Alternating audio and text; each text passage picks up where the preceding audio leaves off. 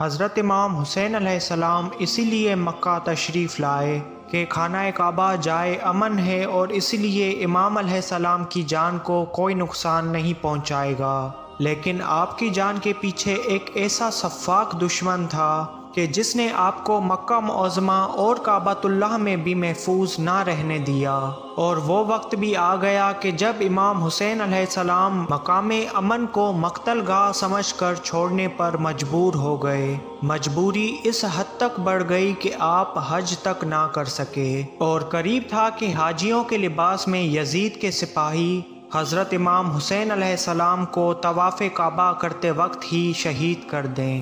امام علیہ السلام کو جیسے ہی اس سازش کا پتہ چلا تو آپ نے فوراً حج کو عمرے میں تبدیل کیا، اور 8 ذوالحج سن 60 ہجری کو عازم کوفہ ہو گئے۔ اسی دن امام علیہ السلام کو حضرت مسلم ابن عقیل کا خط بھی موصول ہو گیا، جس کی بنا پر امام علیہ السلام کوفہ جانے کے لیے تیار ہو گئے۔ امام کے ساتھیوں نے جب امام علیہ السلام کو کوفہ جانے سے روکنا چاہا تو امام علیہ السلام نے فرمایا کہ اگر میں چونٹیوں کے بل میں بھی چھپ جاؤں تو یہ لوگ مجھے ضرور قتل کر ڈالیں گے، اور سنو، میرے نانا نے فرمایا تھا کہ حرمت کعبہ ایک دمبے کے قتل سے برباد ہوگی۔ مجھے خوف ہے کہ وہ دمبا میں ہی نہ قرار پاؤں۔ میری خواہش ہے کہ میں مکہ سے باہر چاہے ایک ہی بالشت پر کیوں نہ ہو قتل کر دیا جاؤں۔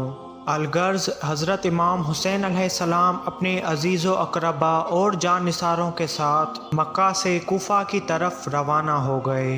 امام علیہ السلام کا قافلہ مکہ سے نکل کر مقام صفا پر پہنچا، جہاں آپ کی ملاقات فرزوق شاعر سے ہوئی۔ انہوں نے بتایا کہ چاہے کوفیوں کے دل آپ کے ساتھ ہیں لیکن ان کی تلواریں آپ کے خلاف ہیں۔ امام نے اپنے سفر کی وجوہات بیان کی اور وہاں سے روانہ ہو کر منزل حاجز کے ایک چشمے پر اترے، جہاں آپ کی ملاقات عبداللہ ابن مطیع سے ہوئی۔ اس کے بعد آپ منزل بطن رمہ پر پہنچے اور وہاں سے ذات العرق کی منزل میں ڈیرا ڈالا۔ پھر امام علیہ السلام وہاں سے روانہ ہو کر منزل زبالہ میں پہنچے، جہاں آپ کو حضرت مسلم ابن عقیل، ہانی ابن عروہ اور عبداللہ ابن یکتر جیسے دلیروں کی شہادت کی خبر ملی۔ آپ کی زبان سے انا للہ و انا الیہ راجعون جاری ہوا، اور امام حسین علیہ السلام بے انتہا روئے۔ پھر آپ وہاں سے منزل سالبیہ پر پہنچے، جہاں آپ نے تھوڑی دیر آرام کرنے کا فیصلہ کیا، اور امام علیہ السلام اپنی بہن جناب زینب سلام اللہ علیہا کی گود میں سر رکھ کر سو گئے۔ آپ نے خواب میں دیکھا کہ رسول اللہ صلی اللہ علیہ وآلہ وسلم آپ کو بلا رہے ہیں۔ بس امام کی آنکھ کھلی اور آپ نے رونا شروع کر دیا۔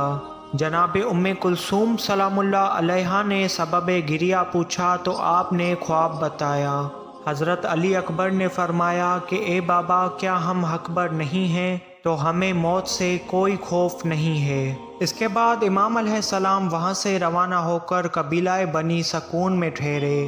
جب آپ کے ٹھہرنے کی خبر عبیداللہ ابن زیاد کو ہوئی تو اس نے 2000 کے لشکر سمیت حر ابن یزید رہائی کو امام حسین علیہ السلام کی گرفتاری کے لیے روانہ کیا۔ اس کے بعد امام علیہ السلام کا قافلہ وہاں سے نکل کر منزل شراف پر پہنچا اور وہاں پر قیام کیا۔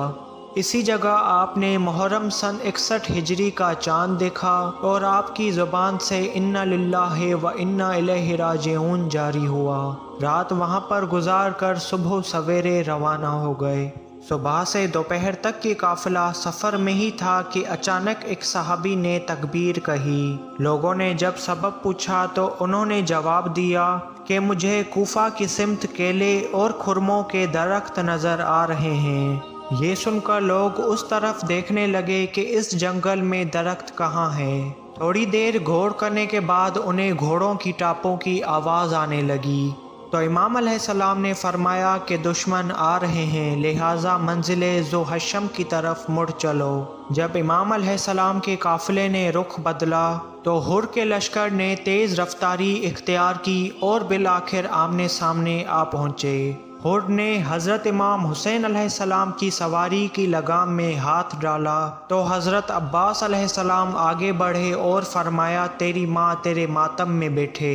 تو کیا چاہتا ہے؟ امام علیہ السلام نے دیکھا کہ حر اور اس کے لشکر والے بے حد پیاسے ہیں، لہٰذا آپ نے اپنے بھائی حضرت عباس سے فرمایا کہ اس لشکر کو پانی سے سیراب کرو۔ پانی کی سیرابی کے بعد نماز ظہر کی اذان دی گئی اور سب نے امام حسین علیہ السلام کی قیادت میں نماز پڑھی۔ اس کے بعد حر نے کہا کہ ہمیں آپ کی گرفتاری کے لیے بھیجا گیا ہے اور ہمارے لیے یہ حکم ہے کہ آپ کو عبید اللہ ابن زیاد کے دربار میں حاضر کریں۔ امام حسین علیہ السلام نے فرمایا کہ میرے جیتے جی یہ ناممکن ہے کہ میں گرفتار ہو کر خاموشی کے ساتھ کوفہ میں قتل کر دیا جاؤں۔ پھر حر نے مشورہ دیا کہ آپ رات کے وقت کسی طرف نکل جائیں۔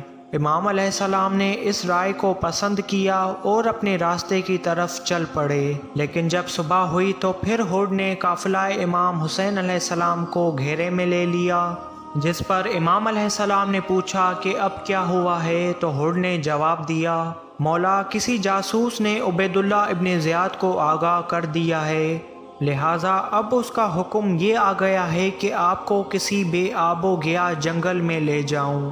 بس حر کے لشکر نے چاروں طرف سے قافلہ حسین کو گھیرے میں لے لیا اور چلتے چلتے 2 محرم سن 61 ہجری کو امام علیہ السلام ایک ایسے مقام پر آ گئے کہ جہاں آپ کی سواری نے قدم روک دیے۔ بس امام علیہ السلام نے پوچھا کہ اس زمین کو کیا کہتے ہیں؟ لوگوں نے کہا کہ اس زمین کا نام نینوا ہے۔